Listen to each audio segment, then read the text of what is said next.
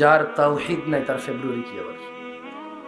যার ভিতরে ঈমান নেই তার কিসের বেনামাজি?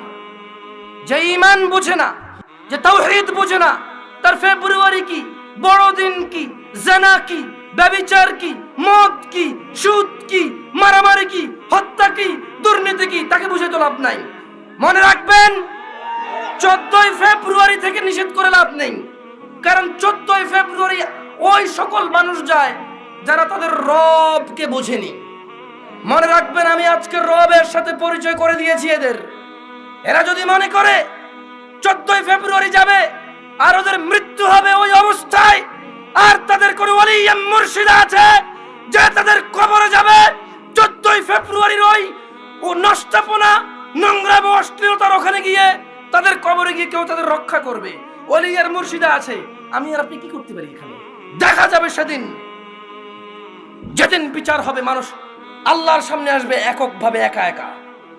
সেই দিন দেখা যাবে ইয়াউমা ইয়াফিরুল মারউ মিন আখিহি, যেদিন মানুষ পলায়ন করবে তার ভাই থেকে, ওয়া উম্মিহি ওয়া আবিহি, তার মা আর তার বাপ থেকে, ওয়া সাহিবাতি ওয়া বানি, তার ছেলে এবং তার সন্তান থেকে। সেই দিন দেখা যাবে যে তার 14ই ফেব্রুয়ারি তার আইডলরা, তার সিনেমার নায়করা, তার রাতের আনন্দের গায়করা, তার চোখের সন্তুষ্টির গায়িকারা, নায়িকারা তাকে কতটুকু উপকার করে। ওকে আমি 14ই ফেব্রুয়ারি থেকে নিষেধ করব না। আরে ওর ঈমানই নেই, ও মুশরিক, ও আল্লাহর সাথে শিরক করে। 14 ফেব্রুয়ারি কি আবার এখানে?